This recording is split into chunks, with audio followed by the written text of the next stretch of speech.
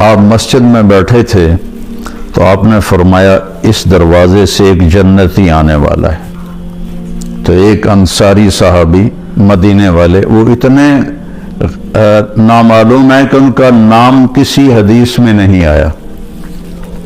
ان کے ہاتھ میں جوتا تھا اور داڑھی میں وضو کا پانی تھا.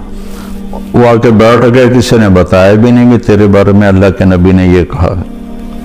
اگلے دن آپ اسی مجلس میں تھے تو آپ نے فرمایا اس دروازے سے ایک جنتی آ رہا ہے. تو وہی صحابی جو کل آئے تھے اور اسی شکل میں، جوتا ہاتھ میں، داڑھی کا وضو کے پانی سے وہ پانی، وہ آ کے بیٹھ گئے. تیسرے دن آپ نے فرمایا اس دروازے سے ایک جنتی آ رہا ہے، پھر وہی صحابی. تو اس مجلس میں ایک صحابی ہیں جو 3 دن سے بیٹھ رہے تھے، ان کا نام ہے عبداللہ بن عامر. تو جتنے صحابہ میرے نبی کے تھے، 1.5 لاکھ یا 2 لاکھ، کوئی کسی نے گنے تو ہے نہیں، اندازہ ہی ہے. ان تمام صحابہ میں یہ سب سے زیادہ عبادت کرنے والے تھے. ان سے زیادہ کوئی عبادت والا نہیں تھا. ساری رات تہجد پڑھتے تھے، سارا دن روزہ رکھتے تھے اور 24 گھنٹے میں ایک قرآن ختم کرتے تھے. یہ کسی میں طاقت نہیں تھی. ان کے باپ نے شادی کی تو بیگم سے کہنے لگے میں 2 نفل پڑھ لوں، اور نماز کی نیت باندھی اور چل سو چل چل سو چل چل سو چل. کئی گھنٹے گزر گئے تو اس کی بیگم نے کہا اس کو تو لگتا ہے میرا خیال ہی کوئی نہیں. اس نے بھی وضو کیا اور اس نے بھی پیچھے نماز کی نیت باندھ لی. تو جب صبح فجر کے بعد باپ نے پوچھا عمرو بن عاص رضی اللہ عنہ، بیٹا رات کیسے گزری؟ کہا جی الحمدللہ نفلوں میں گزری. کو تیرا ستیہ ناس ہو، میں نے تیری شادی اس لیے کی تھی کہ تیری رات نفلوں میں گزرے. جا کے اللہ کے نبی کو شکایت کی انہوں نے کہ اس کا یہ حال ہے. تو وہ اس لیول کی ان کی عبادت تھی. تو ان کو خیال آیا یہ مجھ سے زیادہ عبادت کرتا ہے. 24 گھنٹے تو سارے میں نے فل کیے ہوئے ہیں، تو اس کے 25 گھنٹے تو میں دیکھوں گا یہ کیا کرتا ہے. تو اگلے دن وہ ان کے پاس چلے گئے اور کہنے لگے چچا جان میرے ابا مجھ سے ناراض ہیں، تو میں 2-3 دن آپ کے پاس گزار لوں؟ ان کا بیٹا بالکل ضرور آ جاؤ. تو وہ اب عشاء کے بعد وہ جلدی سے انہوں نے چادر اوپر لی اور اس میں تھوڑا یوں سوراخ بنا کے نا ان کو دیکھنے لگے کہ اب یہ کیا کرشمہ کرتے ہیں. وہ ساری رات کا لمبا سجدہ کریں گے یا ساری رات کا رکوع کریں گے یا ساری رات روتے رہیں گے، کیا کریں گے؟ تو ایسے دیکھ رہے. وہ آئے اور سونے کی دعا ہے رات کی، اللہم بسمک اموت و احیا. ان وہ دعا پڑھی اور تھوڑی دیر بعد ان کے خراٹے شروع ہو گئے.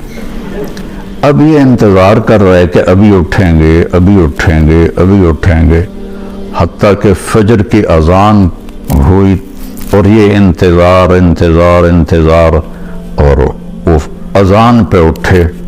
تو یہ حیران پریشان ہو گئے کہ یہ چاچے نے تو 2 نفل تہجد بھی نہیں پڑھے، تو جنت کی بشارت کہاں سے مل گئی؟ اب اللہ کے نبی کی بات بھی غلط نہیں ہو سکتی. اور آگے چاچا جی کا بھی عمل کوئی نظر نہیں آ رہا، ساری رات سوتا پہ ہے. تو انہوں نے کہا اچھا ایک رات اور دیکھوں گا. اگلی رات عشاء کے بعد انہوں نے وہی کام کیا، چادر اوپر لی اور ایسے کر کے بیچارے کتنے تھکے ہوں گے، یوں کر کے دیکھ رہے. وہ آئے اللہم بسمک اموت و احیا اور او گئے. وہ ساری رات سونے میں گزار دی. فجر کی نماز اذان پہ اٹھے. اب ان کی حیرت اور بڑھ گئی کہ اس زمانے میں تو منافق تہجد نہیں چھوڑتے تھے، تو ان کو تو جنت کی بشارت ملی پڑی ہے، یہ تہجد بھی نہیں پڑی اور جنت کی بشارت. اچھا ایک رات اور دیکھوں گا. پھر تیسری رات وہی تماشا انہوں نے کیا، انہوں نے بھی وہی تماشا کیا، سیم انہوں نے اپنی سونے میں رات گزاری، یہ ان کو چیک کرنے میں لگے رہے۔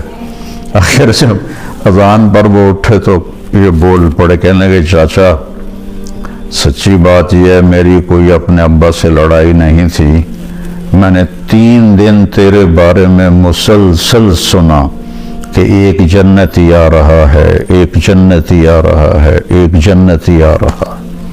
اللہ کے نبی نے تیرے بارے میں فرمایا، تو میں دیکھنے آیا تھا کہ آپ کیا کرتے ہیں، تو آپ تو ساری رات سوتے رہتے ہیں، تو یہ کیا چکر ہے؟ اللہ کے نبی کی بات بھی غلط نہیں ہو سکتی، وہ تیرے پاس پلے بھی کچھ نہیں ہے جس کو وہ سمجھ رہے تھے کہ کچھ بندگی عبادت۔ کہنے لگے بھتیجے یہی ہے جو تو نے دیکھا ہے، اور میرے پاس کچھ بھی نہیں ہے۔ تو وہ نہ بوجھل قدموں سے واپس، چونکہ وہ 2 چیزوں کو آپس میں جوڑ بٹھانا ان کو نظر نہیں آ رہا کہ ادھر جنت کی بشارت ہے، ادھر ساری رات کا سونا ہے۔ جب میں نے پہلے بتایا کہ اس زمانے میں تو منافق تہجد نہیں چھوڑتے تھے کہ پتہ نہ چل جائے، تو یہ ساری رات سو کے یہ کیسے جنت کیسے مل گئی؟ جب وہ دروازے تک پہنچے نا تو کہنے لگے بھتیجے ادھر آؤ، تمہیں اندر کی بات بتاؤں۔ تو انہوں نے کہا یہ بتائیں۔ تو کہنے لگے یہ جو دل ہے نا، اس میں کسی کی نفرت کوئی نہیں، اس دل میں کسی کی نفرت کوئی نہیں، اور مجھے کسی سے حسد کوئی نہیں ہے۔ اللہ جب کسی کو کوئی نعمت دیتا ہے تو مجھے کبھی حسد نہیں ہوا، اور اس زبان سے میں نے کبھی کسی کو تکلیف نہیں پہنچائی۔ تو وہ ایسے کھڑے تھے نا، تو ان کا جو حدیث میں تو یہ ایکشن نہیں ہے، لیکن تھوڑا عربی سے مناسبت کی وجہ سے جو ان کا جو باڈی ریاکشن ہوا وہ میں آپ کو دکھانا چاہتا ہوں۔ تو وہ کہنے لگے ہوا پچھلے اگو یہ پھٹا تھوڑا ہے نہیں تو میں ڈہ نہ پاؤں، تو کہنے لگے ہوا، کہنے یہی ہے یہی ہے، اور آگے کرنے گئے یہ ہمارے بس میں نہیں ہے۔ تو اللہ کے بندوں سے دل صاف رکھنا، اپنے